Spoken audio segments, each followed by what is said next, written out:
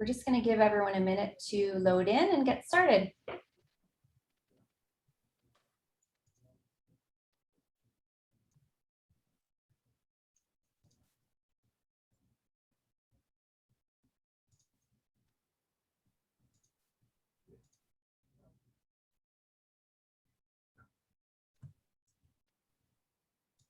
Okay, well, welcome everyone. Thank you so much for joining us today. My name is Rebecca Dutry. I'm the Executive Director with Communities in Bloom, and I'm very pleased to be with you here today. Thanks so much for joining into our 2021 Virtual Symposium Town Hall Wrap-Up event and International Showcase for the Communities in Bloom 2021 Virtual Edition. We'd like to thank all of our Communities in Bloom sponsors and partners at this time for their contribution towards our 2021 edition. Their support and the support of our registered communities is truly appreciated. And today's town hall is sponsored by our major national sponsor, Scots Canada. Thank you so much to Scots for their support of our program this year. And I'd now like to invite Karen Stevenson, Director of Regulatory Affairs and Stakeholder Relations, to bring greetings on behalf of Scots Canada. Thank you, Karen, for joining us and helping us out with this year's program.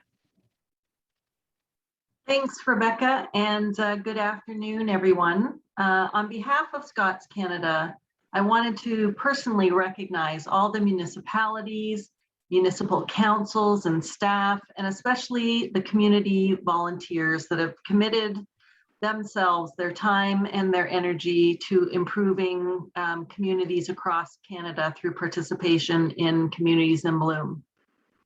I also want to thank the Communities in Bloom team for allowing Scots to play such an important role in this year's symposium, and to thank you for your efforts in putting together this year's symposium and awards. Over the last couple of years, I've had the opportunity to sneak peek behind the scenes of this event and the amount of effort that goes into making it look easy and put together. And the amount of effort really can't be understated. So thank you, Communities in Bloom, for all of your effort. I also wanted to recognize and give a shout out to the other sponsors and partners. It really has been wonderful to see the respect that each of these organizations has for the people and programs supported by Communities in Bloom and its communities. It really is a pleasure to be counted among Communities in Bloom's partners and sponsors. Thanks also to Frankie and to Mark for your leadership in the gardening category and for hosting today. And to our international participants, thank you for your participation and friendship as well. Lastly, just wanted to say to all of our Canadian friends on the call that I wish you a safe, happy, and memorable Thanksgiving. And I will now turn it back over to Rebecca. Thanks so much, Karen. And now we'll move ahead with our town hall portion with Mark Cullen and Frankie Flowers. Thank you so much for joining us today, Mark and Frankie. And just would like you to come on and say welcome and hi to everyone. Well, thank you, Rebecca. You know, it's a pleasure to be back at the symposium with Communities in Bloom. I don't know if this is my 14th or 15th, quite frankly. I've lost track of the number of Communities in Bloom symposiums I've attended.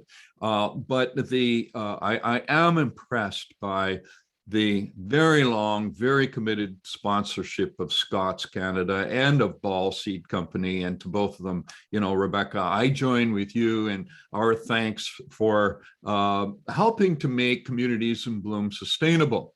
And over the years, I've seen some changes, but no changes have been greater than the changes that have occurred over just the last couple of years. And now Communities in Bloom is led by the membership and the board of directors of the CNLA. And I want to say, first of all, congratulations on your evolution towards Communities in Bloom, your commitment to Communities in Bloom, and this time of change over the last couple of years, influenced as it has been by COVID, has been just the same Very, very exciting. And I'm just delighted to think about the future that Communities in Bloom has in your hands. So many thanks to you, and to be back with Frankie. I haven't seen Frankie for a little while. We haven't done this for a little while, Frankie. And why is it every time I see you, you look younger? What's your secret?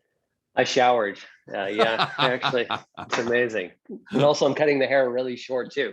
I went to Yeah. that COVID look, right? Well, you look like you're built for speed. I'm built for speed, maybe some speed. And Mark, I echo the same as you. The sponsorship from Scott's as well, always supporting communities. This is my second time being to a symposium.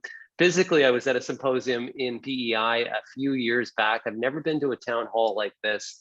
But Community Blooms making an impact not only in Canada, but across the world, which I think is really good. I was just looking on the chat and I saw welcomes from Quebec, from Pembroke. I saw welcomes from Italy. So it's really great that we have so many friends internationally. And of course, it's great to be here with my friend, Mark Cullen. Mark and myself worked to get garden centers opened during the lockdown here in the province of Ontario. And we had good success with that. And it's always great to motivate people to get out there and garden. That's what I always say. Well, it's great to work with a team and people like you who are, just so enthusiastic about this profession.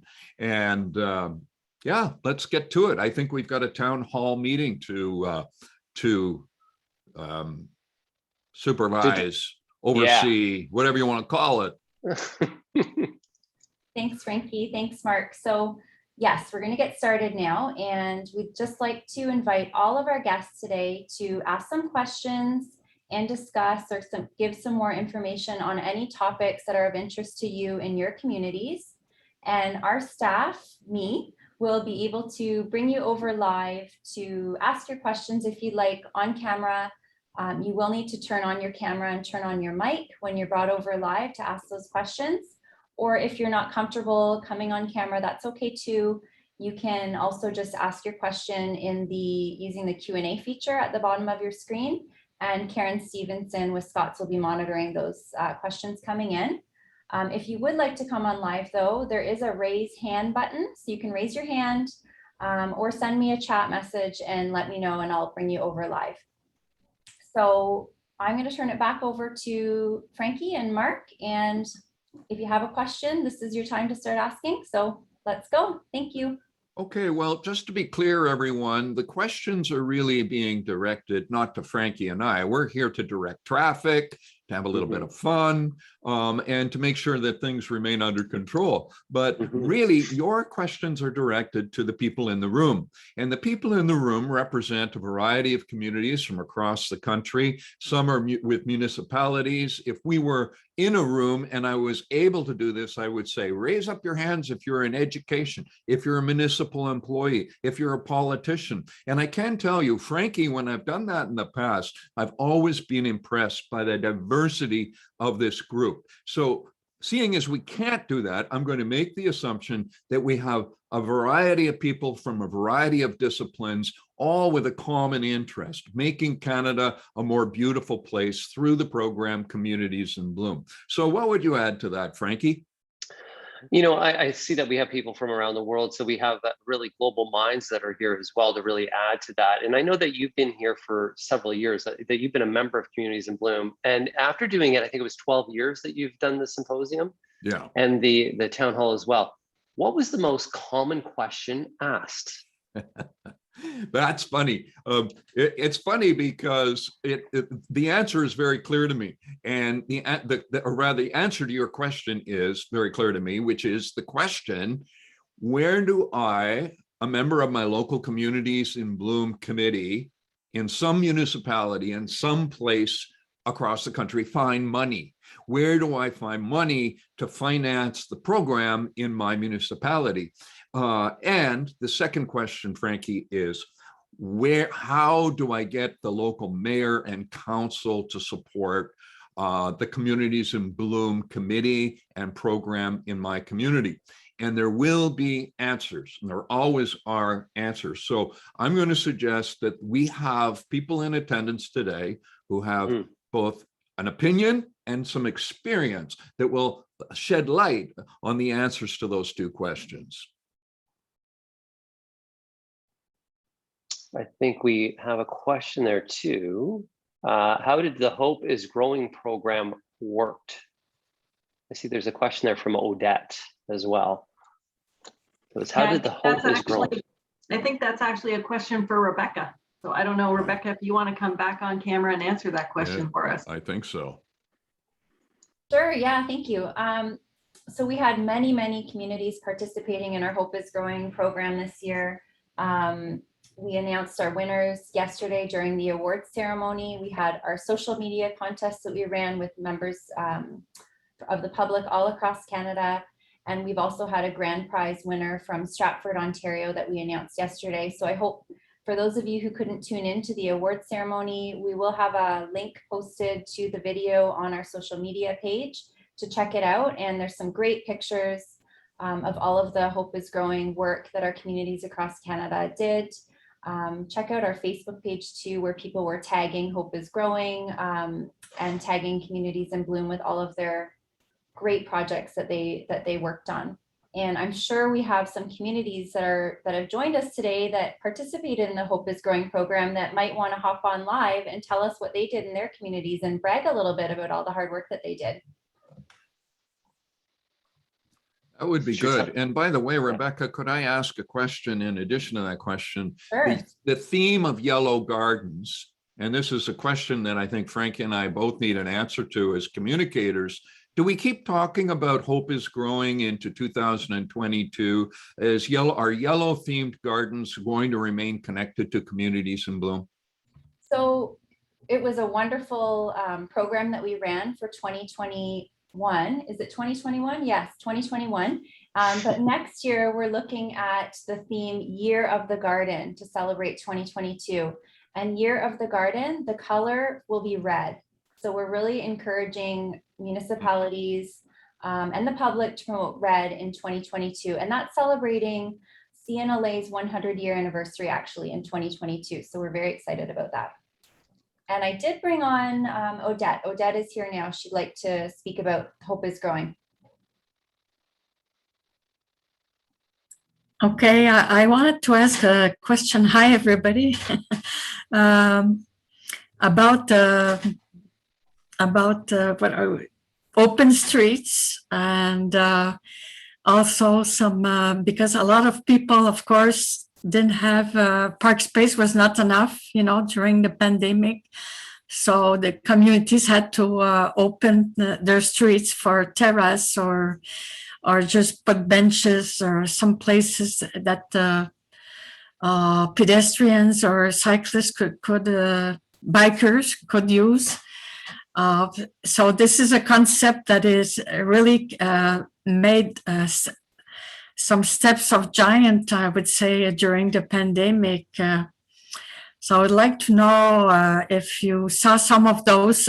Of course, I've seen that here in Montreal, public spaces taking they're more important for people because they cannot travel as much as before. And also the streets are open, they're close to cars and things like that. So have you seen that around some people there in other communities?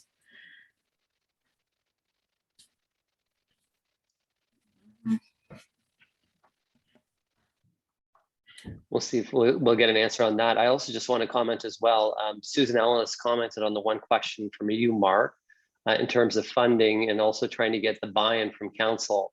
It's people who are interested in having presentations concerning the benefits of Communities in Bloom to their councils can contact Communities in Bloom directly and arrange a time to view a PowerPoint and arrange a Q&A session via Zoom. So now Communities in Bloom will even provide those services to help and just get your council on there and try to educate them. Well, I think that's great. And I'm just wondering if we could learn a little bit more about the Year of the Garden. I know that Michel Gauthier has been working on it. Obviously, he's partnered with the CNLA. Am I right about that assumption, Rebecca? Yes, he has. Is he here that he can tell us a little bit about it? Or can you tell us a little bit more about the Year of the Garden and the Year of the Garden is a campaign I see over here, sort of driven by Ottawa, and we've got Communities in Bloom driven by CNLA. What is the relationship? How are they connected? So the CNLA has a connection and a great relationship with many different organizations, including the Canadian Garden Council, of which Michelle Gauthier participates as their executive director. And some of our CIB board members as well sit on the Canadian Garden Council board. So the Year of the Garden project that Michelle and his wonderful team are working on is a project that the CIB will be promoting in 2022, as well as the CNLA, as the CNLA, Canadian Nursery Landscape Association, celebrates our 100 years in 2022. And there's been a number of partners that have come on board to support Year of the Garden and, you know, help get going all of the activities that the Garden Council would like to promote around Year of the Garden in 2022. And one of those is actually Scott's. Karen has jumped on board with that campaign. And I mean, she might even want to speak a bit about Scott's involvement and what drew you into participating in the program. Yeah, so we're certainly proud to have been a founding sponsor of Year of the Garden, and you know, I think the Year of the Garden and Canadian Garden Council has really promoted this as the garden family, and we're all part of the family. And so Scott's, as a major marketer of lawn and garden products in Canada, certainly saw the opportunity and the benefit to be part of this great initiative, and really just all of us working together to highlight the benefits that gardening can bring to communities and to individuals, and to have people try gardening if they haven't for the first time. We've had over 1 million new gardeners enter the category over the period of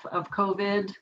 And you know, how do we continue to engage them and bring others into the category, because it really is a great activity with many benefits, from, you know, improving the value of your home to the health benefits. And so I think getting that word out is important for all of us in the garden family.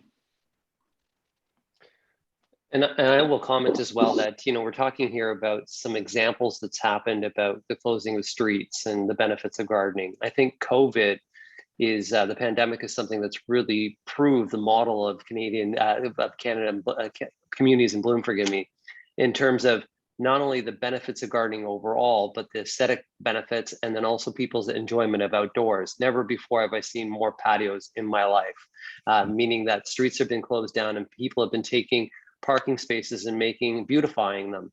And this is a time where I think Communities in Bloom could take their mission and show that there's really growth and potential, and a great way for people to come together and beautify. And at the same time, what they can do is improve sales for downtown cores. A lot of the people want to eat outdoors. I think it's going to continue that trend to be outdoors. And I think that Community in Blooms can benefit. And I travel the province on breakfast television, and I've seen examples of this throughout the province of Ontario. I brought Susan Ellis over. Susan is one of our board members with Communities in Bloom, one of our wonderful board members. And Susan was the mastermind behind the Hope is Growing campaign. And I thought maybe she could come on and talk a little bit more about that too. Good afternoon, everybody. Mastermind is too big a word. I was certainly part of a great team that helped to create this, though. And I must say that Hope is Growing exceeded our hopes in terms of capturing the imagination of people from sea to sea to sea and across the ocean. And we saw so many amazing gardens that were created, because hope, the international color for hope is yellow, and as one of the entrants in the social media contest said, it became, Hope is Growing became our mantra all summer, and it directed all of the work of all of the Communities in Bloom volunteers.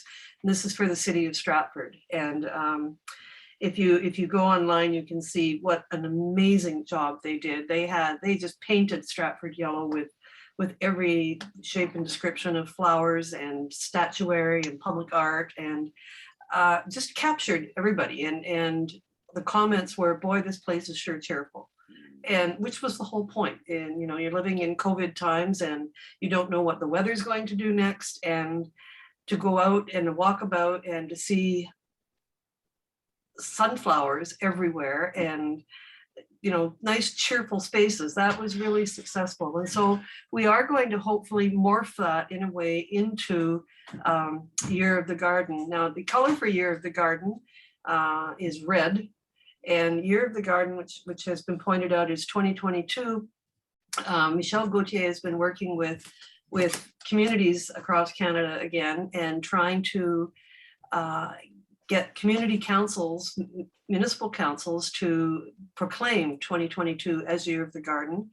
Toronto, the city of Toronto, is the first one to do that that will be doing that proclamation. And that's a great fresh start to a new year. And we figure, well, you can bring the hope into it as well. We haven't figured out the hows and the wheres, but there's nothing wrong with the red garden with a bunch of yellow highlights. So you can have a hopeful Year of the Garden as well. And we certainly look forward to working with Michelle and the Garden Council of Canada and just carrying that momentum forward as we move out of pandemic and into the new normal, whatever that may be. But we do think there's a big role for Communities in Bloom and for all of the communities that are participating to have a role to play to grow great places together. Thanks, So Susan. I have a question for Frankie and Mark. I was wondering if you could comment on some of the Canadian garden trends that you've seen in the past year and whether you think those are going to continue in 2022. I'll Mark, I'll let let you Frankie start. go first. You want me to go first? Okay. Yeah, I'll go first. Okay. So, yeah. So first off, the trend of gardening itself in 2021, of course, we saw a mass growth in the world of gardeners and new gardeners. As soon as things started to open up here, garden centers became much more quiet. So you could actually see, we joke that there might be some tumbleweeds in some gardens because people are going to go on and do other things. But I think gardening will continue as a trend, growing vegetables, growing their own food, continuing to be a trend with plants with a purpose. Plants now need to have a purpose outside of just looking good. Those plants either have to provide food, they can provide enjoyment, but as well pollinators. So that continues as a trend.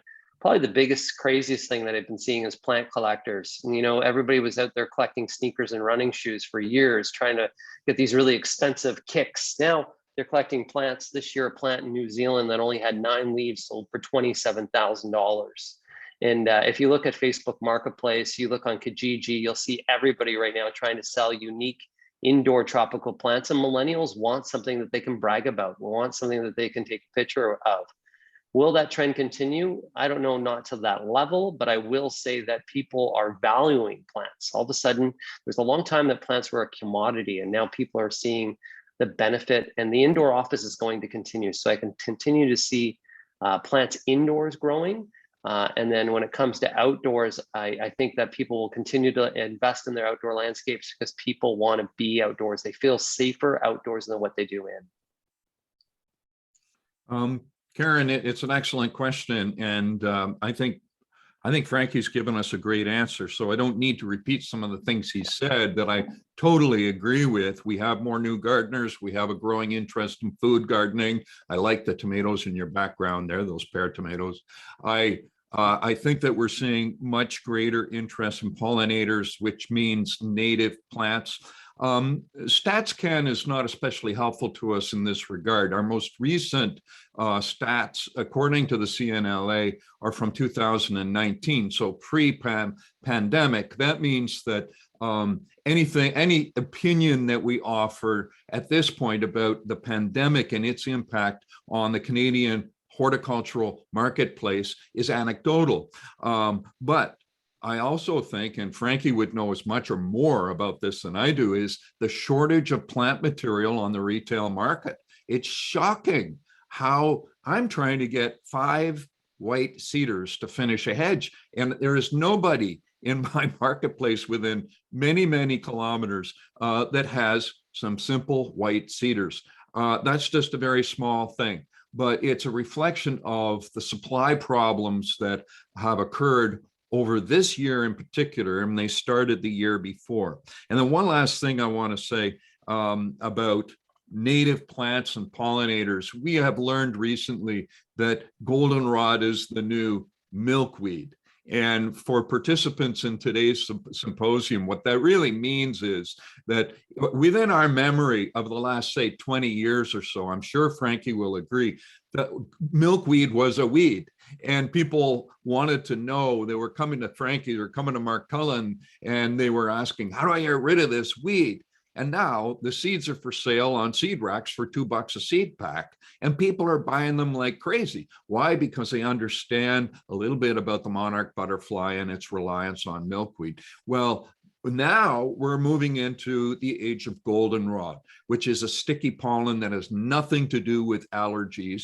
Your allergies are related to other plants, not goldenrod. And the environmental benefits of goldenrod. Again, just a small little slice of what's going on today, and the attention to green space, not just our yards and our balconies, but also green space in our urban areas is exploding. If you ask me, it's exploding. And I'm hearing more talk about parks and green spaces and planting trees. And the federal government most certainly flowing money to the planting of trees for their 2 billion tree program. Where is that all coming from? Well, politicians react to what they believe their constituents want. The Liberals would not be putting over $3 billion into planting 2 billion trees over the next 10 years if they didn't believe that Canadians wanted.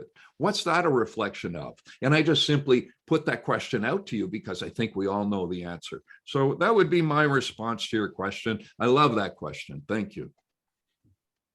And I'll just comment in terms of some of the supply. So in terms of the supply chain, what happened, just to kind of give you a little bit of a background, when things actually locked down the first time, many growers decided at that time that they didn't know where things were going to go. So at that time, they decided to either reduce their inventory and try to change some of that. Well, it takes time to grow plants. Plants are a long time decision.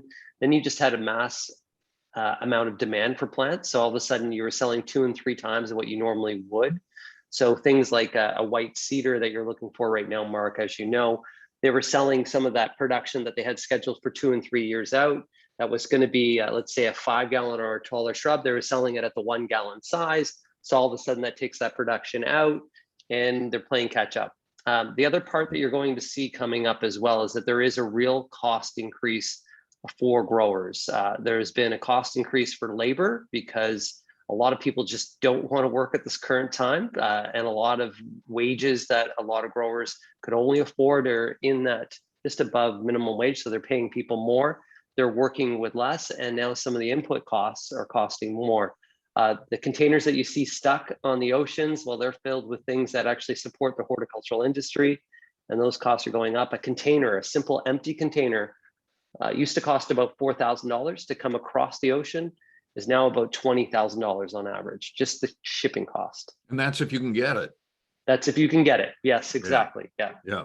I don't understand actually this thing about inflation. In the Globe and Mail today, they're talking about maybe 4% inflation as of August. In the horticultural world, I see inflation much higher than 4%. Now, I don't know if you agree with that, Frankie. What do you think? I do. Yeah, I look at just at the cost of goods to be sold and the increase that they've seen there. It's in the double digits, easily in the double digits. Mm-hmm. That's what I see. Yeah. In the chat, there was a comment and question from Odette. She says, urban agriculture is big in Quebec. Many communities have community gardens, restaurants grow veggies and herbs in their planters. and she was looking for some information in terms of, is this something that people are seeing elsewhere in Canada, or is this unique to Quebec? Frankie? I'm seeing it. It's not unique to Quebec. I'm actually seeing I'm seeing this everywhere. So I did actually hop on a plane this year and traveled into Vancouver as well. So I did spend some time in Vancouver and to Whistler, and I did see similar I would call them activations. This is what we would call an activation happening as well. You know, this is a trend that is not a one-year trend. It's a several years trend. And there's an award. I hope that Communities in Bloom still gives it away. It's called the Community Achievement Award. And back in the day, before CNLA took over the leadership of the organization, I would travel to the award winners community. And I remember going to Jasper just a few years ago, and we might have somebody with us today from Jasper, a very active Community in Bloom's member.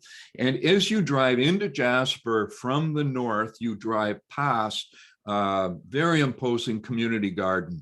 And I remember thinking, boy, have times changed. All of a sudden now, the greeting you get when you go into a beautiful place like Jasper, Alberta, is a community garden. And what does that say to everybody traveling into Jasper? It says, this is important. The social, economic, environmental benefits of having a community garden are important to us. Otherwise, they wouldn't put it in one of the most prominent places in the town. And in a way, it's a metaphor for what's going on right across the country. And I might add that there are community gardens, different from allotment gardens, by the way, from the point of view that a variety of people contribute to the growth of a community garden and the harvest. And allotment garden is one for you, Karen, another for Frankie, another for Rebecca, right? That's the difference. They're both exploding in popularity. Municipalities are generally having difficulty finding enough real estate to locate these gardens. And much of the food that's being grown is being returned back to through the food bank systems. In other words, people in greatest need for fresh food are actually now gaining access to food, fresh garden food, that they in the past didn't have access to. So it's a very exciting time. Thanks, Odette, for asking that question. I want to say that we do have a comment as well, Mark, and everybody on. This is from Glasgow, Ireland. In Ireland, forgive me. It had a great Hope is Growing campaign this year.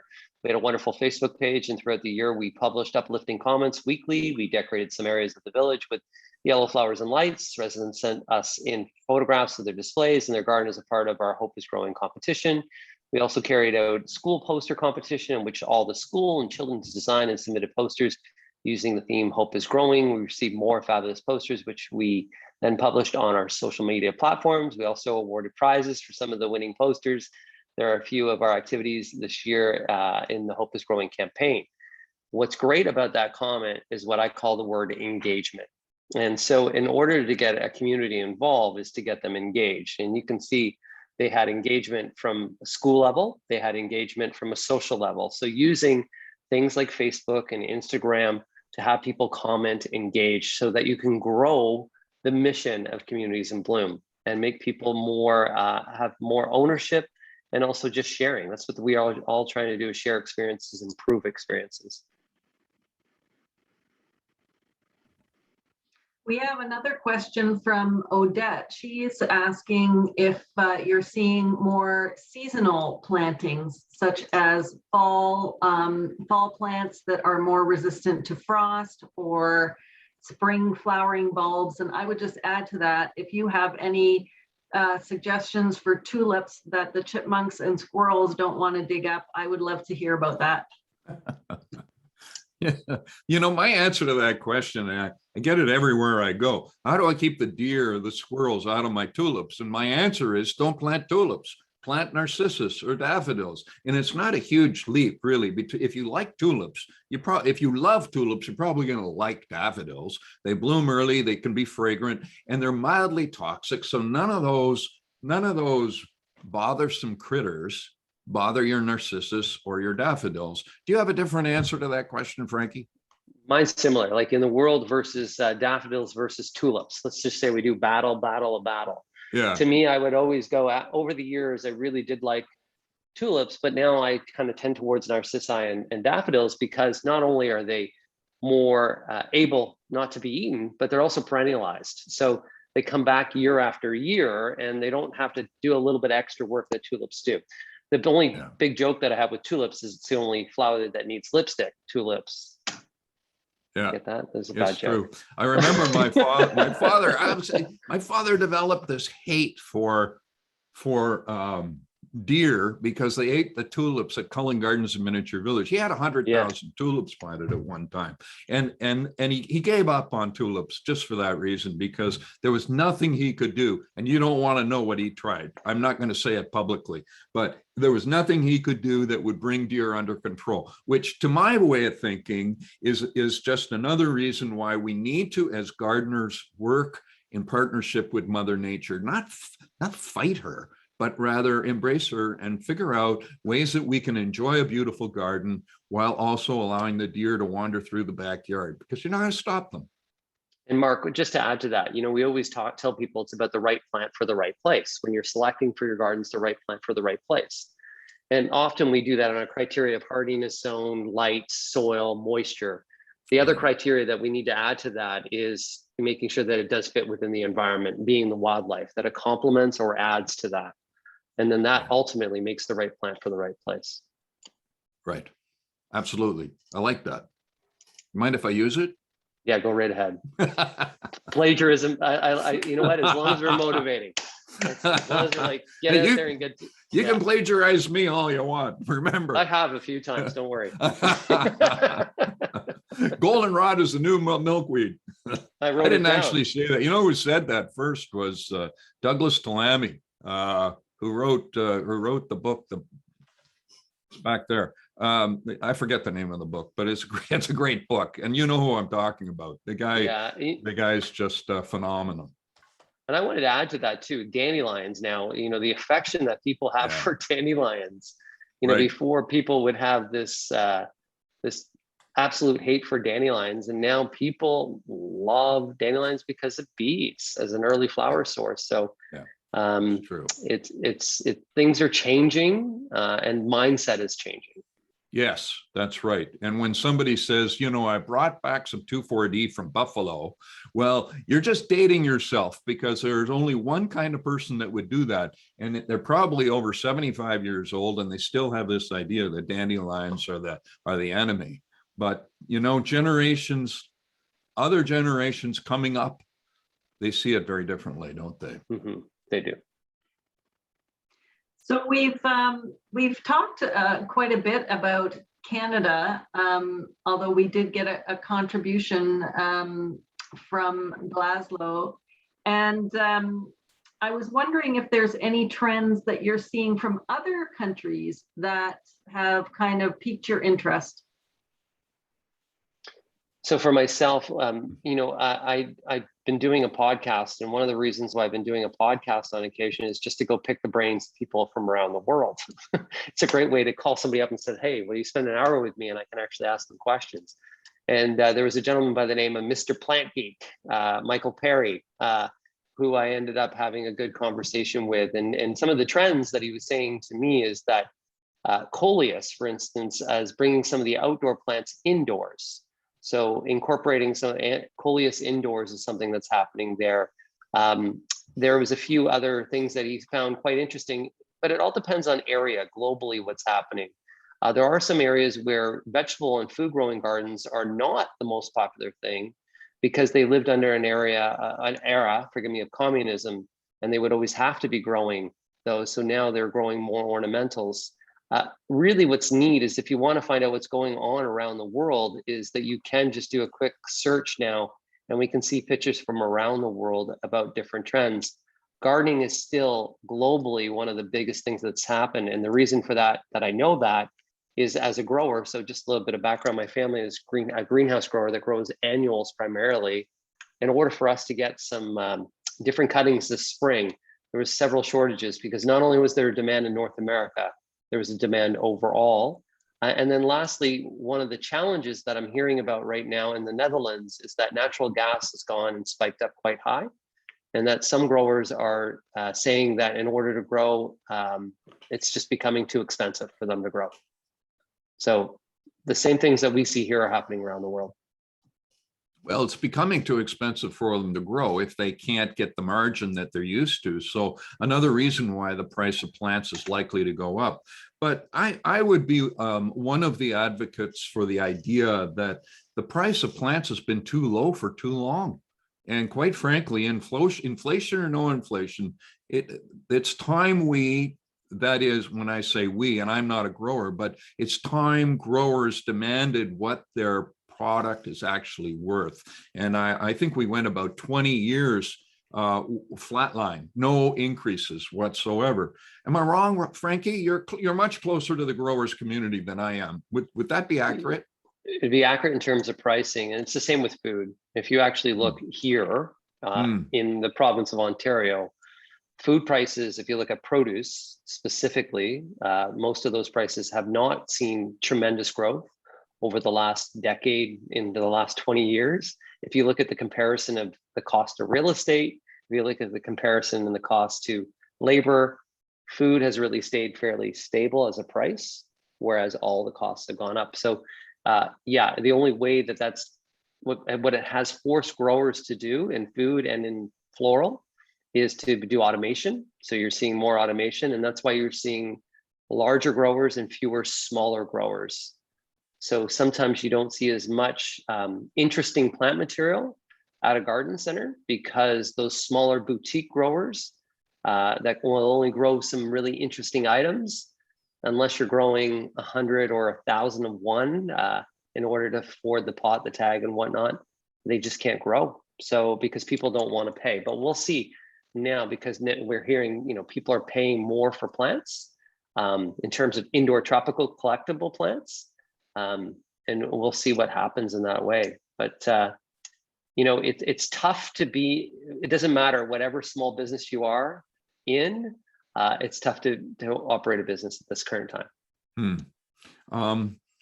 Frankie, thank you, Frankie. And back to your question, Karen, I didn't answer about internationally, sort of where are we going? And that's because I don't really have a well-qualified answer. Since COVID, since March a year ago, I haven't climbed on an airplane. I have a daughter that lives in London. I remain very connected to the UK through her, and also the Royal Horticultural Society. Now, if you Google RHS, my suggestion to our participants today is if you want to keep in touch with leading edge gardening, join the RHS, get their monthly magazine, go online, see what they're doing. It is amazing what we can learn from the passionate horticulturalists in the UK.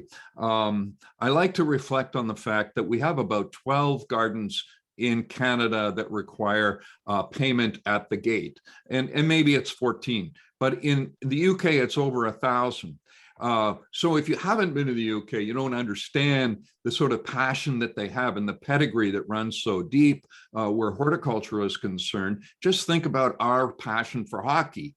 And that's kind of what they have. Only the difference is hockey's only been around for 200 years. Horticulture in the UK has been around for more than 500 years. If you just read the magazine, it's amazing what you will learn. And just a little observation on my part, in reading the magazine for the last 20 years, I see now they devote almost a third of each issue to birds and desirable critters. Now, their big thing over there is hedgehogs, but toads, salamanders, water life of all kinds. And so the RHS is not just about plants. And it's not it's not a snobby thing at all. And I think that there is sometimes this perception that it is, but it's not. It's information that is difficult to obtain in Canada, and it's over there. $120 a year, you can be a member, and you get their stuff. Thanks for those comments. I think we have time for one more question, Rebecca. So I haven't seen any come in on the chat, so I guess I will ask a wrap-up question, and that is, If you could give one piece of advice to a community around gardening and green space, what would it be? And Frankie, why don't we start with you? It's one piece of advice. Number one is, in order to get something to happen, you have to make steps to make it happen. So we can always figure out reasons why this may not work until you start to venture out there. And if you actually start to say that you want, let's say you just want to basically start a community garden. One of the best things that you can do is there's several community pages that are available on Facebook. So you'll see that every small municipality will have for instance, here in my hometown of Bradford, they have the Welcome to Bradford page. And the Welcome to Bradford page, you just put a little type down and you say, I would love to start a community garden. Who would like to help?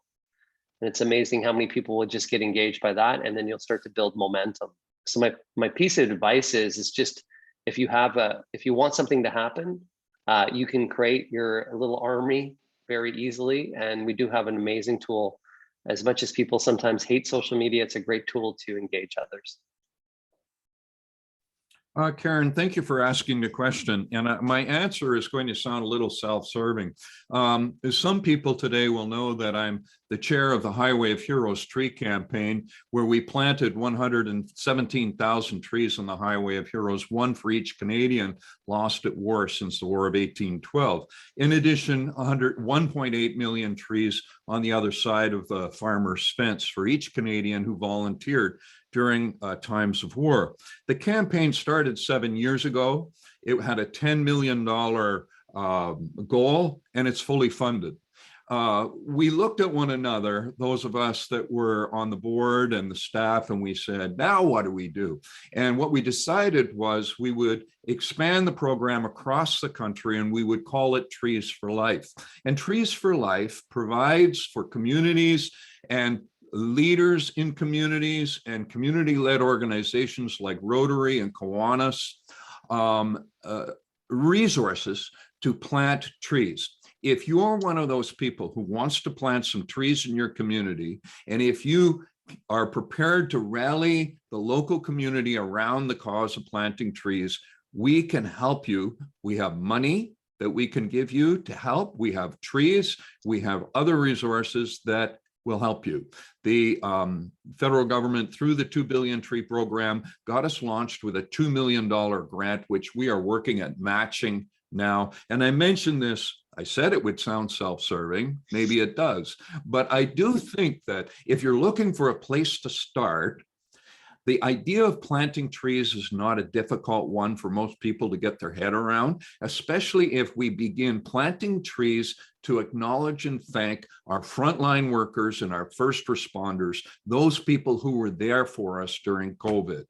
28,000 Canadians lost to COVID. 180,000 Canadians have been hospitalized. We say thank you in so many ways, but I don't think anything would be more meaningful than if we said to our local healthcare workers and first responders, here's a tree with your name on it. Thank you. Treesforlife.ca if you want to know where to find us. Thanks, Mark. That's a great End of idea. speech. Thank you. Thanks for sharing that. Okay, so I want to say thank you so much to Karen, Frankie, and Mark, and of course, everyone who's watching today and joined in and shared their comments and questions. We really appreciate it. And this officially concludes the town hall portion of our event. So thank you so much for tuning into that.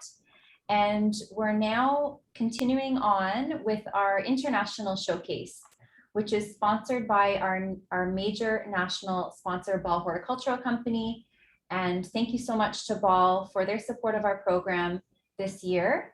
And I know Marvin, I see Marvin is here, and I'm going to see if he can turn on his camera and mic now to bring greetings on behalf of Ball Horticultural Company.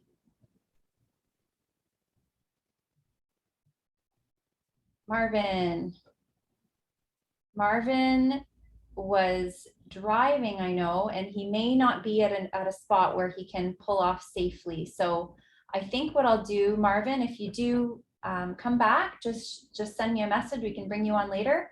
Otherwise, I want to say on behalf of Communities in Bloom, thank you so much to Ball for your support as a sponsor. We really, really appreciate it and just loved the videos that you shared yesterday during our awards presentation. So thank you, Marvin, and thank you to the Ball Horticultural Company. And now we have another guest who's joining us. I'm going to bring them on live here. Stefania Balocco, representing Alba, Italy, is here, the winner of our International Plant and Floral Displays Award, who was not able to make it onto our awards live yesterday and would like to say a few words to the group. So Stefania, hopefully, there you are. Thank you. Go for it. Thank you very much, Rebecca. Good afternoon to everybody. I'm Stefania Balocco, and I'm the City Councillor and the President of Environment and Ecology Commission of the Municipality of Alba. So I'm here as a representative of the city. First of all, we are very sorry for yesterday. We were not present at the International Award ceremony due to connection issues, but we knew we had won the International Plant and Floral Displays. We are very honored and thankful for these awards. For this reason, I would like to say thank you to all the people that worked very hard in our city, especially the director of the office, the architect Daniele Albano, to the head of Green Sector, the architect Flavio Porro, and to all the workers that collaborate with us. I would like also to say thank you to the organization of Community in Blooms and all the judges that believe in our works, in our philosophy.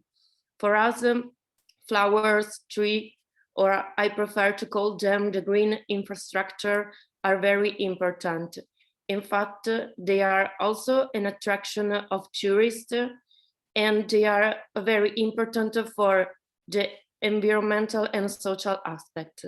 For example, in the last years, we invest a lot in some projects to implement the plantation of typical flowers that are attractive for bees, for example, highway bees.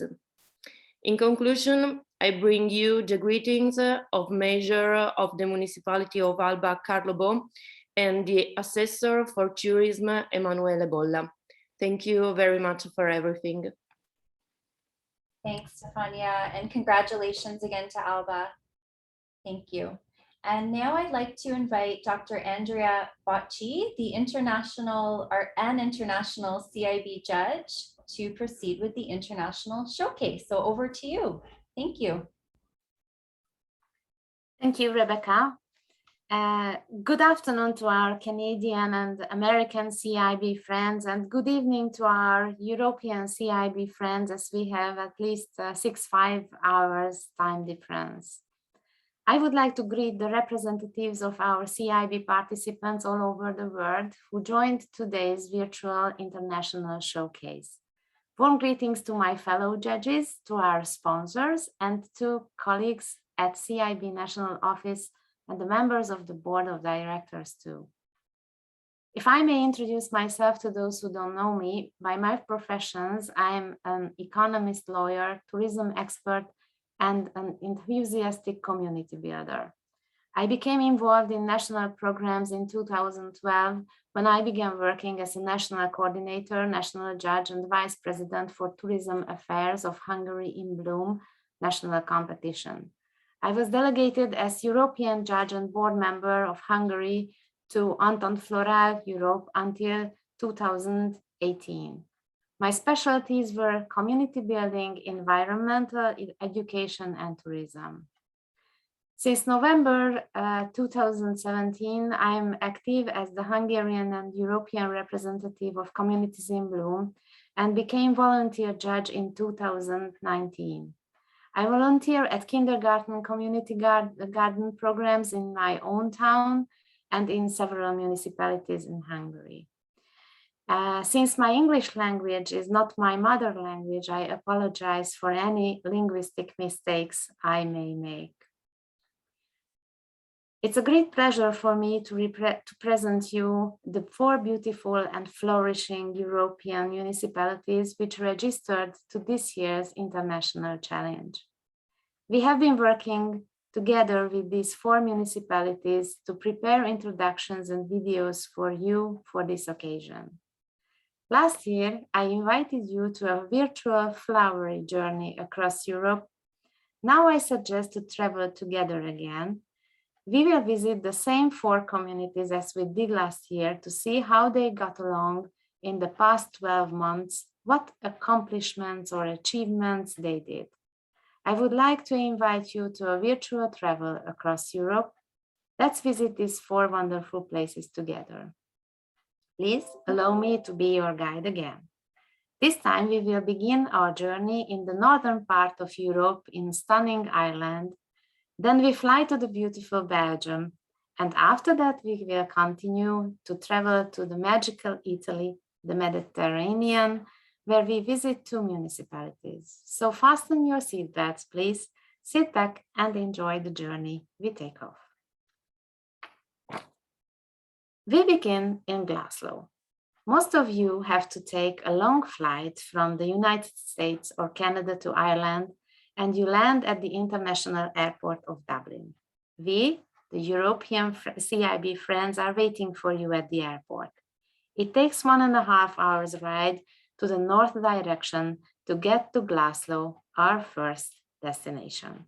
Our journey takes us through wonderful emerald green fields close to the Irish border, where Glasgow is located.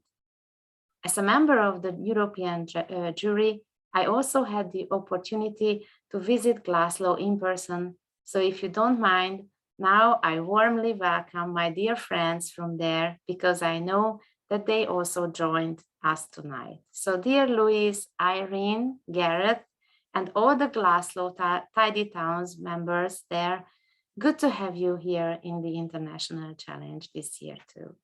For those who couldn't join us last year, I give a short introduction of Glasgow. Glasgow has a unique character both architecturally with the Castle Leslie estate, lakes and surrounding limestone famine and the drumlin landscape, historic core and the community cohesion and spirit. With approximately 500 people living in Glasgow, with a further 2,100 living within 2 kilometers far. A traditional dispersed settlement pattern in rural Ireland, this estate village with 1,000 acres of woodlands, wetlands, and lakes has many attributes for both residents, visitors, and the tourism industry. There is a very strong sense of community in Glasgow and the tradition of volunteering. You will get proof of it from the following presentation they prepared for you. There is a great Tidy Towns ethos in Glasgow, and they have won the All Ireland Tidy Towns competition in 2019 and in 1978 among many national and international awards, including a gold medal in the European Entente Florale competition in 2017. One comment made by the adjudicators in 2019 that sums up the community of Glasgow is that this municipality was a community in absolute unity. Most recently, Glasgow community have started a new sustainable energy community committee with representatives from all the local businesses and community organizations with the aim of becoming an even more advanced sustainable community. And now let's watch together what you have achieved in the last 1 year, our dear Glasgow friends.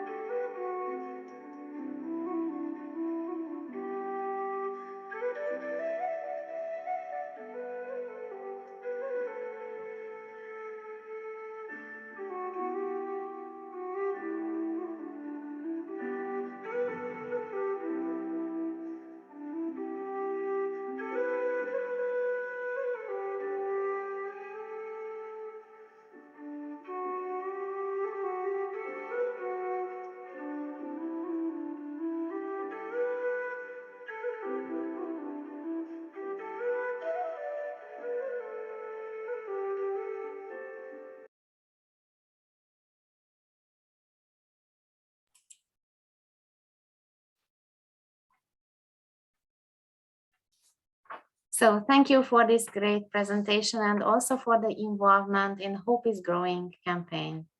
We send our warm greetings to the people of Glasgow and hope to see them next year. And now we continue our travel to the Green Belgium. So we take the airplane again, and after an hour's flight, we land at Brussels airport. After an hour's ride, Oudenaarde is waiting for us with its friendly inhabitants, green fields, tidy streetscapes. Oudenaarde is situated in the valley of the river Scheldt and surrounded by the hills of the Flemish Ardennes. The city combines the best two worlds, the charm of a cozy historical town on the banks of the river Scheldt, yet providing all the facilities you encounter in a much bigger town. Rolling hills, slopes and cobbles, wood and magnificent scenery, behind every bend of the many winding roads, you will discover another stunning spot. And with more than 100 valuable cultural, historical buildings, the city seems like a patchwork of monuments. In recent years, the local authorities have invested in projects to renew the townscape, such as the construction of the banks along the river, the new layout of the town park and the marketplace. From starters to trained pros, anyone can explore the city and the surrounding nature by various walking and cycling routes. Because of its cobblestone hills and the landscape of the Flemish Ardennes, Oudenaarde is the gem of the Tour of Flanders. Since 2012, Oudenaarde is the proud host of the finishing line of this world-famous cycling race, and yearly tens of thousands of supporters visit the city to experience the tour. In terms of activities, over the last 1 year, our friends from Oudenaarde reported that, like other cities all over the world, they are facing the effects of climate change on their green spaces and plants with the loss of their valuable trees. 2 years ago, at the beginning of this legislature, they introduced a priority action about future trees or climate trees. Each year, they will plant 100 trees in addition to the existing ones.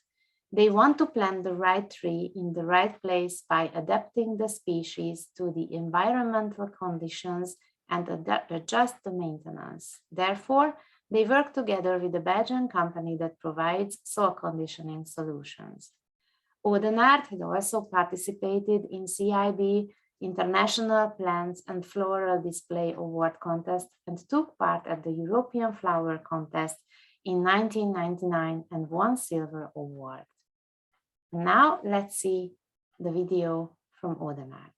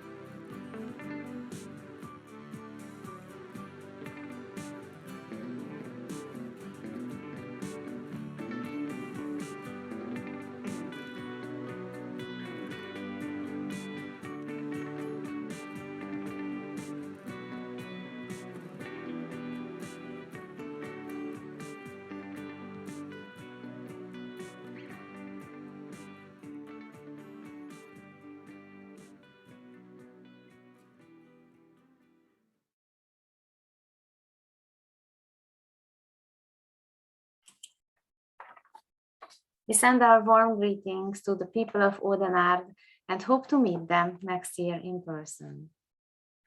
Now we take a flight to Southern Europe, to sunny Italy, where we visit the town of Alba first, or as they say, Città di Alba.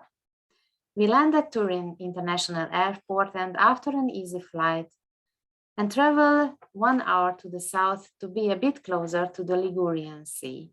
The city of Alba lays only a jump away from the seashore. Alba is a very active participant in CiB, also won the CiB International Plant and Floral Displays Award, so we congratulate on your success. And they are a very proud member of the Hope is Growing campaign too. Let's just send out our greetings to Mr. Flavio Porro, the mayor, Sergio Ferrero and Franco Colombano, President and Vice President of Asproflor Association, and of course our dear Mauro Paradisi, international judge, because they are also tuned in this afternoon. Ciao carissimi signori e signora Balocco, vi salutiamo, siamo molto felici che siate con noi stasera. For those who couldn't join us last October, I introduce shortly the city of Alba. Alba is located in North Italy, in Piedmont County, the heart of the extraordinary wine landscape of the Langhe, Monferrato, and Roero area, which have been recognized by UNESCO as World Heritage Site. A once powerful city-state whose center spotted more than 100 towers, Alba is considered the capital of the Langhe region with the population of 31,000 and has big city confidence and energy while retaining all the grace and warmth of a small rural town. Alba's considerable gastronomic reputation comes as a courtesy of its white truffles, dark chocolate, and wine. The confectionery group Ferrero is based here.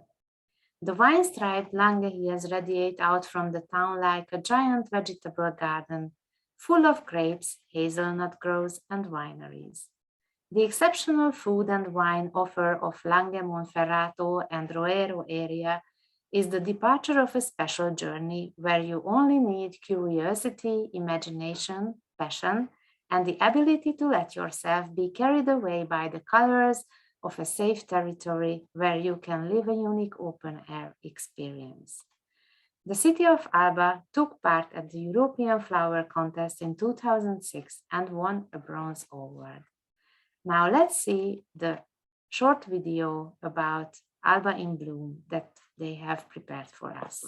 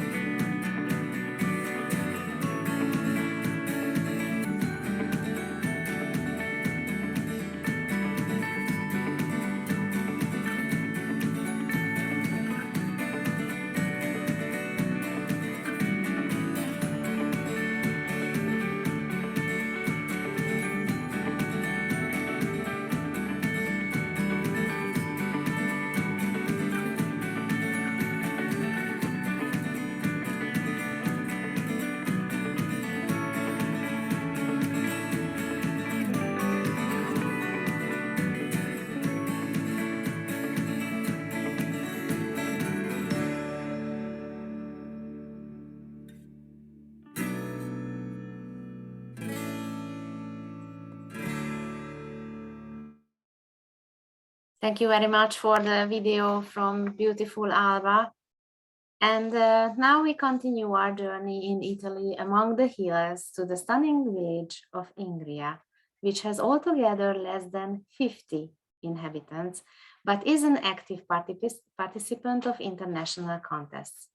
Situated at an altitude about 1,000 meters with clean air and moderate climate all year, Ingria is the first village going up into Valle Suana, Suana Valley, a small valley in Piedmont, Italy. Ingria is a very small town made up of 21 hamlets distributed in the territory of about 15 square kilometers. Near the historical center spreading across two mountain slides and among freshwater streams, there are houses nestled in the forest's old houses with typical stone roofs. Ingria has an extraordinary cultural and historical heritage of biodiversity with products, traditional crafts, and local customers. In a small part of the municipality of Ingria, in a nice panoramic location, there is the bar and restaurant called Pont Viei. It is a tourist information and meeting point for hikers.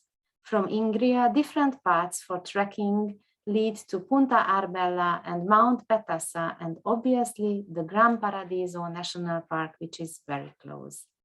Ingria, despite its small size, is a very active participant in CiB, also took part in International Plant and Floral Displays Award, and is a very proud member of the Hope is Growing campaign. Let's greet Mr. Igor De Santis, the mayor, Mr. Federico Bianco Levrin, who I know is with us now, and their colleagues because they also tuned in this afternoon. Ciao carissimi signori, vi salutiamo e siamo molto felici che siate con noi stasera. And now let's watch together what they have achieved in the last 1 year.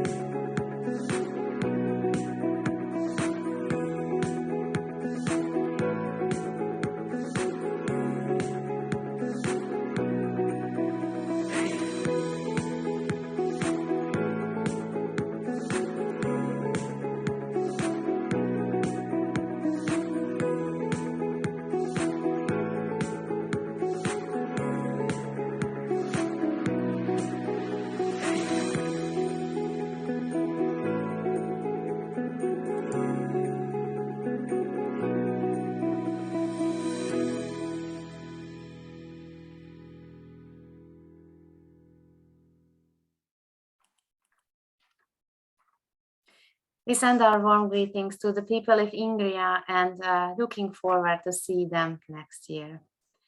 And now, dear CiB friends, we came to the end of our virtual flowery journey in Europe. We hope that you liked it as much as these communities strive to do their best. Virtual meetings don't win over real encounters, so I strongly hope to meet you personally next year. Thank you for your attention. If you have any questions or comments pertaining the international challenge, please feel free to contact CiB National Office or me. We are glad to help you. And now I would like to ask Mr. Marvin Miller to bring his greetings if he can join us.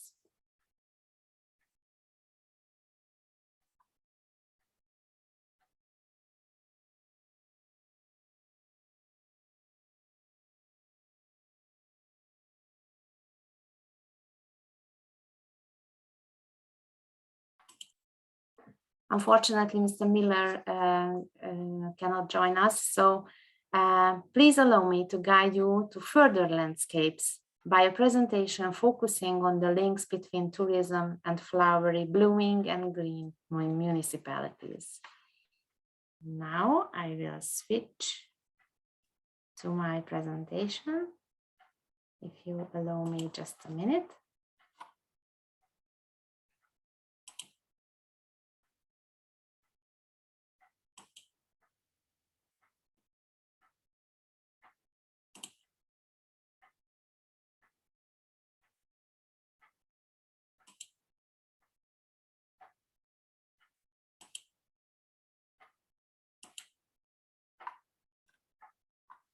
And yes, we have it.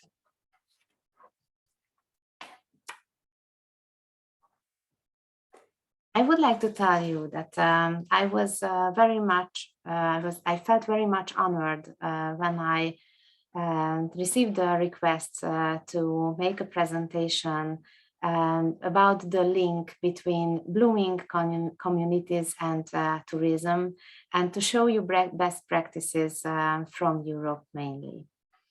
And I have to confess that it is not so easy to discuss these topics because we don't really have measurements or statistics. And I have to tell that even the COVID situation made it much more difficult to prepare a tourism presentation about green tourism and about blooming communities because just as in many other parts of the world, Europe was so close, and we cannot travel in the recent months. But then an idea came to me that it is time to stop and to take our pleasure in the beauties of the world. So I wouldn't like to talk any words about COVID, but I would like to show you all the beauties which has to do with flowers, with the green idea, with beautification, with green environments. And I would like to have you enjoy the upcoming minutes while I'm showing you this presentation. It's very interesting because many of the attractions which will be mentioned in this presentation are even discussed by the TripAdvisor, which is one of the biggest opinion sharing community platforms. And all these attractions which I will show you sometimes are small gems, but the tourists realize them, and they can value the green idea in the concept what they are visiting. I would like to tell you that I will not show you any gardens in this presentation because, as Mr. Mark Cullen told, you have so much gardens in Canada, and there are also so much beautiful gardens in Europe and in America and all over the world that the length of the presentation wouldn't allow me to show you all or even the nicest ones. So I collected many other beautiful places all around Europe, and I hope that you will find some best practices which can be followed. But first, I would like to talk about what the green tourists want, because it's also very interesting that nowadays it's a growing demand among the tourists even to have the reduction of the plastic waste, because it's also not pleasant for the travelers to come across mounds of waste plastic in the tourism site.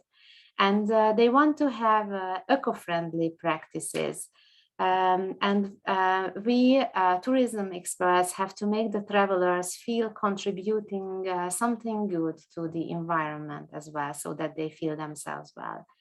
The next point is that they want to enjoy local cuisine, and they want to support the local producers.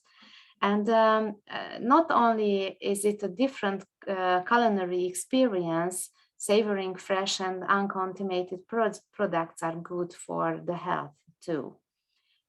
These green tourists want to give back to communities. They want to a unique experience in the community development projects, and even by the word volunteerism. And this is a very special terminology nowadays, and it means that there are a lot of volunteers who are traveling, and meanwhile they are traveling, they would like to do something good for the people, and in these projects there are a lot which has to do with the green idea or green issue. They want to respect the culture, the local culture, and they want to get acquainted with the different culture, which is an experience of own for themselves. They prefer green accommodations, and there is also a question of lesser energy emissions, which helps in getting the feel of the pure nature. I will show you best practices for that too. They want to preserve feel the nature and the historic sites preserved, and they are realizing its value and extending the cooperation in preservation. It's another interesting tourism activity. The next point is sustainable travel helps in a positive trip, because many global travelers admit that sustainable travel adds a lot of positive experience during the trip. They prefer off-season travel and, of course, green transport, which is also very important. And first of all, I would like to show you the project, which is called Agricool in Paris. And in the frame of this project, they are producing strawberries in an urban farm. Because Agricool is a Parisian urban agriculture tech startup that recently raised $28 million to scale its business. And they are growing strawberries in reclaimed shipping containers, as you see on the pictures, in central Paris, and they are using vertical farming methods.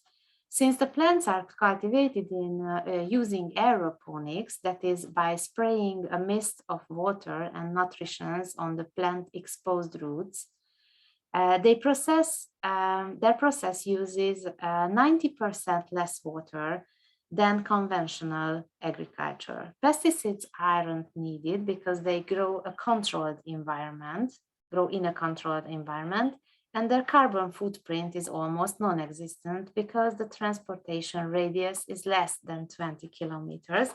And I will show you a hotel in Paris which orders their strawberries. Additionally, they claim to be 120 times more productive than traditional soil-based agriculture, and their LED lights are powered by renewable energy. You can see on the picture the strawberry which is grown, and also in the process when they are growing. So I think it's a very interesting project.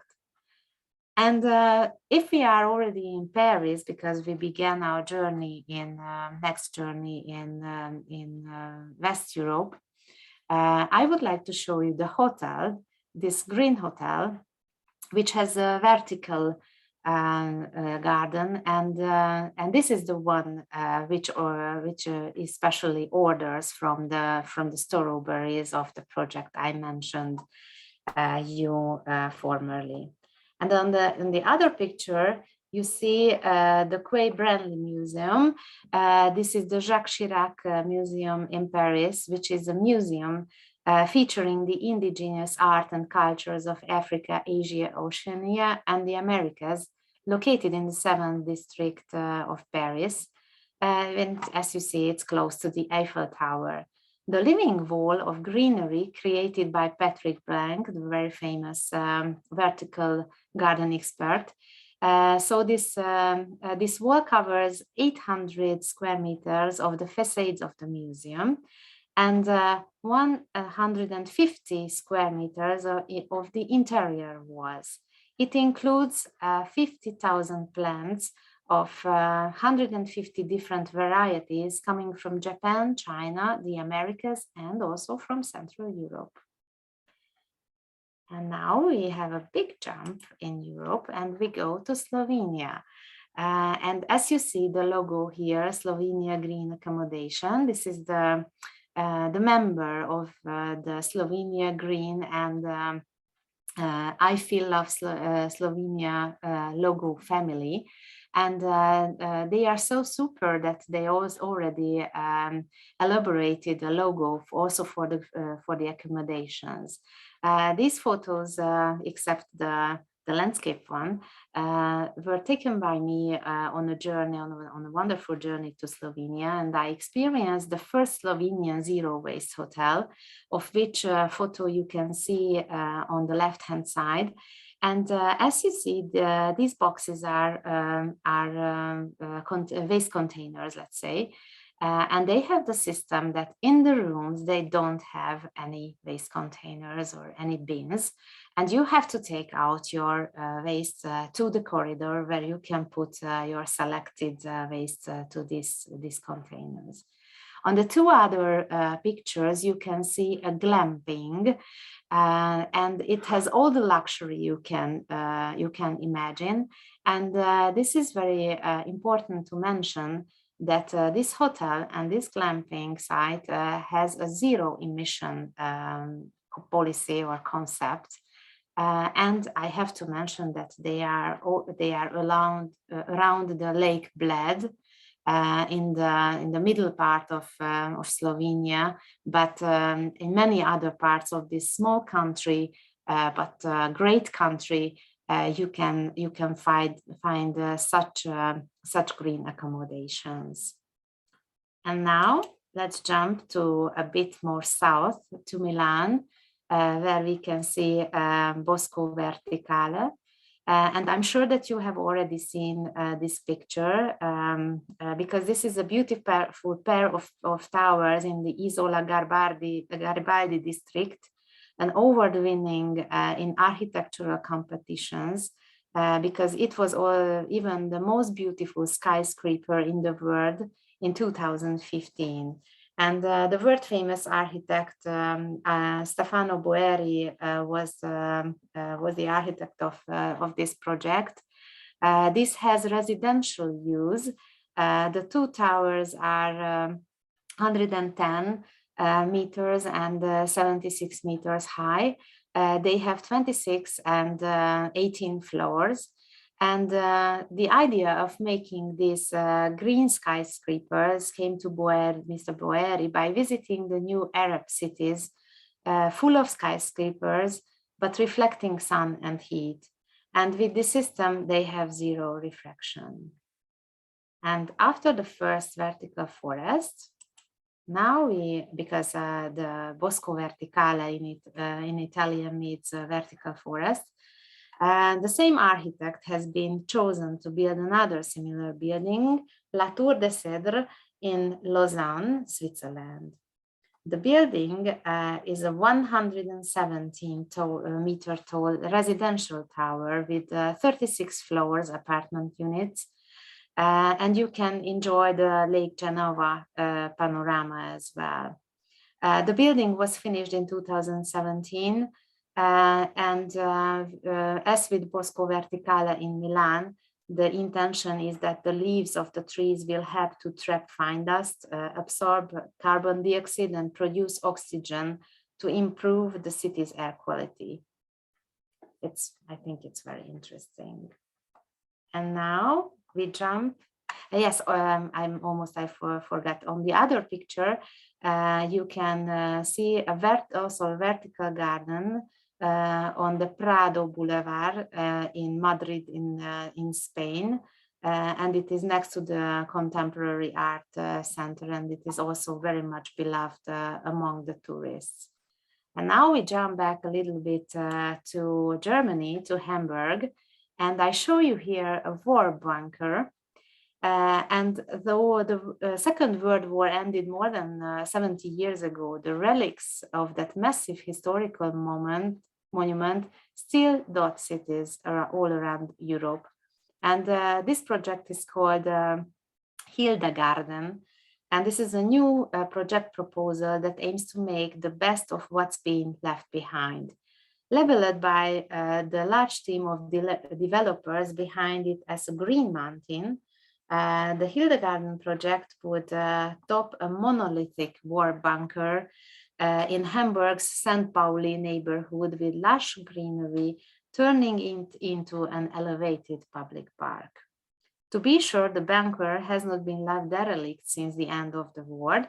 It currently houses a popular nightclub, a music school, an instrument school, graphic agencies, and the photographers school studio. So it's all about art.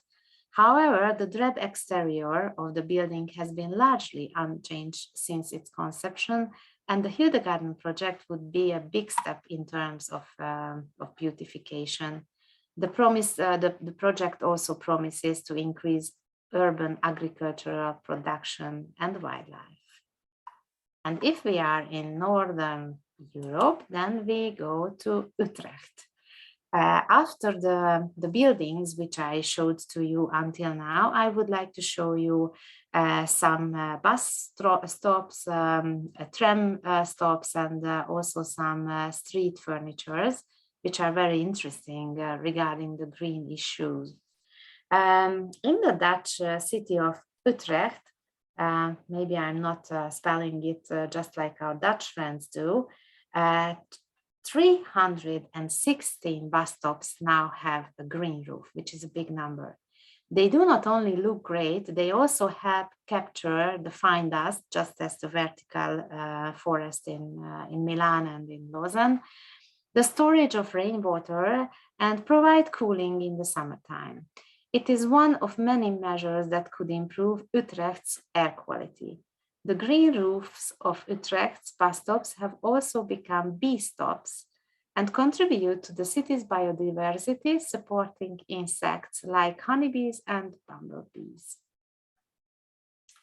And now we go to Austria and have a look at Wien, the capital of Austria, tram stops, which are planted with lavender and many other plants.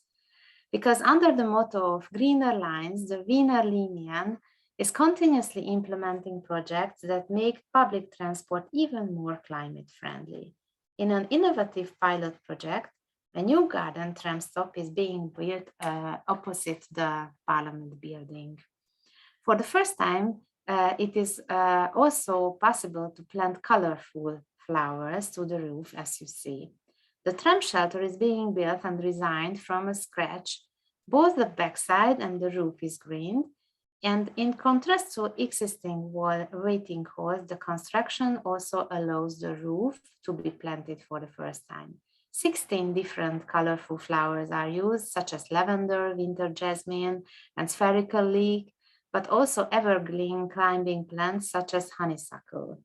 An integrated water reservoir ensures that rainwater is stored and the plants are adequately watered.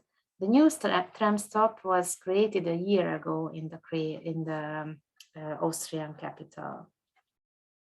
And now we jump back to Italy for a bit, because I would like to show you some personal photos again, which was taken by me in Italy when I was judging Italian communities. And if you see it well on the pictures, you can see public utility boxes in Italy. And they are artistically decorated. It was a unique experience for me, because in Hungary, or here in Central Europe, I have never experienced something like that.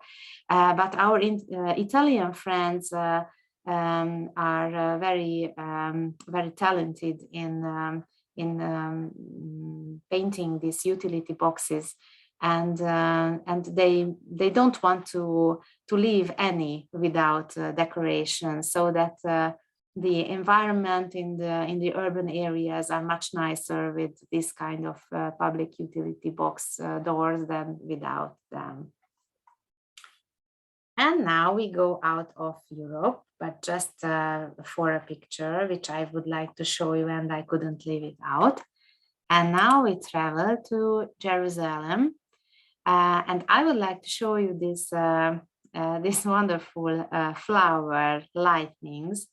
They are 9 × 9 meter huge flower-shaped street lights, and they are already special in themselves. What these designers have made even more exciting by opening only when a pedestrian is standing under them or when nearby traffic is detected. The spectacular installations were created as a part of a project with the aim of making the gray, gloomy atmosphere of the urban public space a little more vibrant. Unusual street lamps adorn the Valero Square in Jerusalem, which are impossible not to notice as they are huge, colorful, and bring happiness to the lives of those who go or live there. And on the other two pictures, you can see street sculptures in Turin.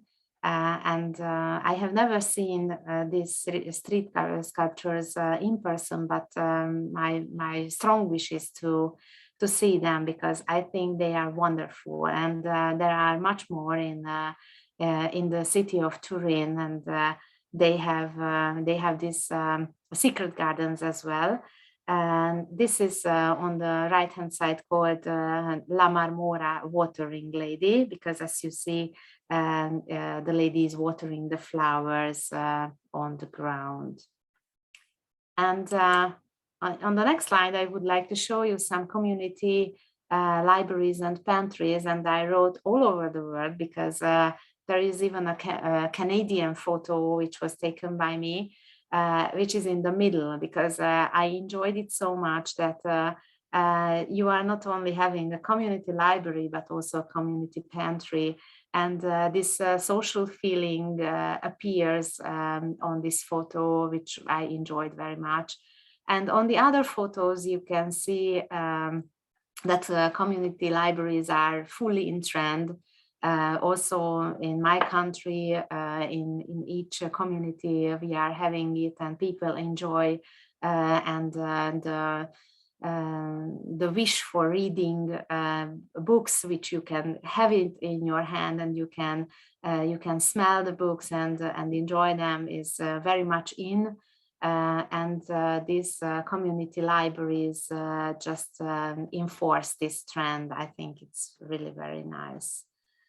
And on the next slide, you can see tulip seeds. I think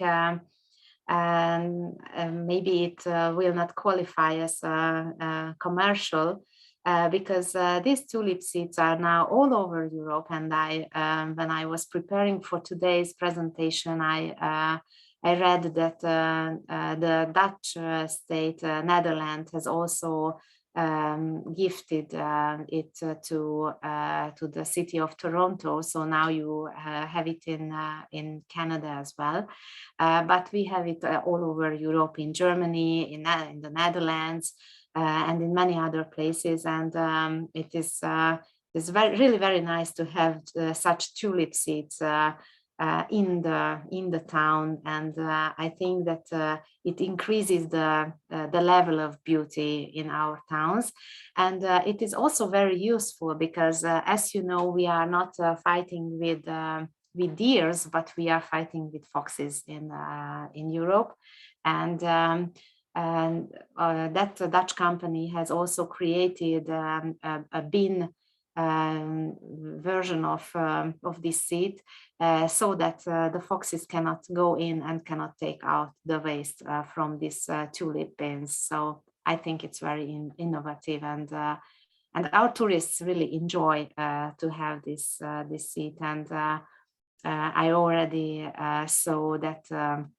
they are posting it to the community social media. And coming to the end of my presentation, I would like to show you two good practices, best practices from two Hungarian towns. And they are really not big towns, just with some thousands of people, of inhabitants. The one is the town of Lenti, which is very close to the Slovenian border. And I think that they have taken some of the examples from our foreign friends.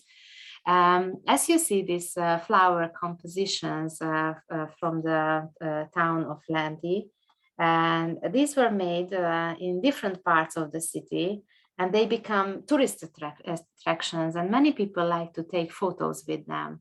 Perhaps the most spectacular composition is Thomas, as you see, which is made of 4,000 flowers. the work that shapes the steam locomotive in a hotel garden.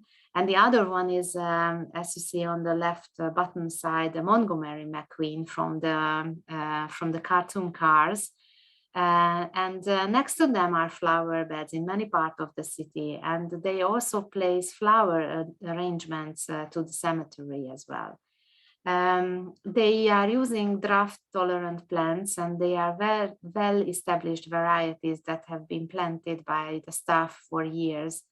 But they are also experimenting with new plants. They installed an irrigation system at several flower compositions last year, thus facilitating the continuous care of the flowers. I know that in Canada you have wonderful flower compositions. I have seen many pictures of the Montreal ones on the anniversary, and they are really wonderful. But I wanted to show something in smaller scale, and my wish was to prove that these flower compositions can attract tourists. And in a smaller city where tourists are not in a big number, this can also mean some more time that they can spend, and they can enjoy themselves in that town.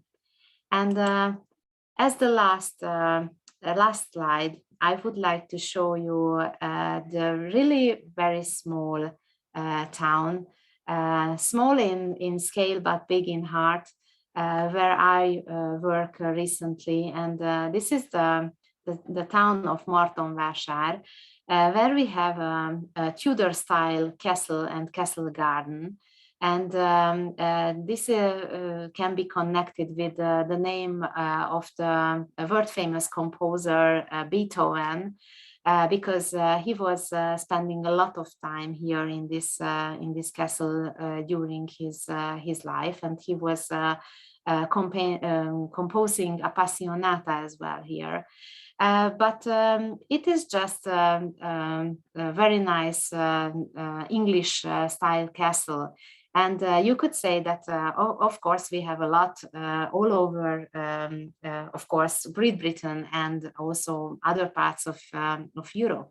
But we made it a big and very famous festival site. And this is, I would like to show you that we are organizing the Pumpkin Festival week, which is not a 7 days week, but a 9 days week. So with 2 weekends. And the already nice environment has been a very well visited place and tourism attraction, which is now very much visited by tourists, because they know that each year they will find these giant pumpkins here, which are sometimes more than 600 kilograms, and we also have a competition in the measuring of these pumpkins. And with this slide, I would like to show my presentation. I'm sorry that I ran out of time a bit, but I hope that I could give you some best practices on the tourism attractions and blooming communities link and cooperation. And I thank you for your attention. And I would like to tell you that I am at your service anytime if you have any questions regarding this topic. And to my closing words, I would like to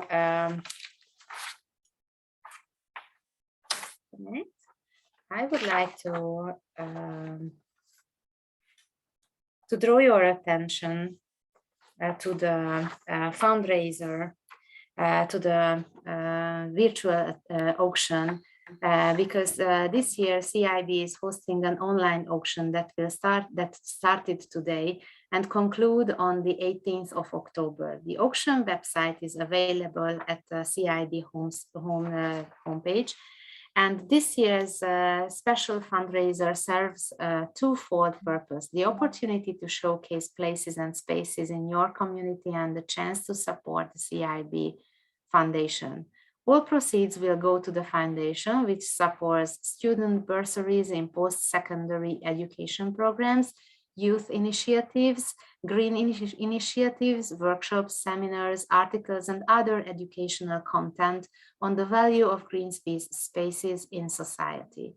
We are asking for your support to help ensure that this fundraiser is a memorable one. And this concludes our 2021 virtual symposium. Thanks to everyone so much for taking part over the last 3 weeks. It has been such a great pleasure also for myself and Communities in Bloom to share all the information. And these recordings will be made available shortly and in an email which will be sent out to all. And I would like to wish you all good health and safe Thanksgiving weekend. And I hope to see you all next year. Please stay tuned for information pertaining to the 2022 edition of CiB. Thank you. Best wishes. Bye-bye.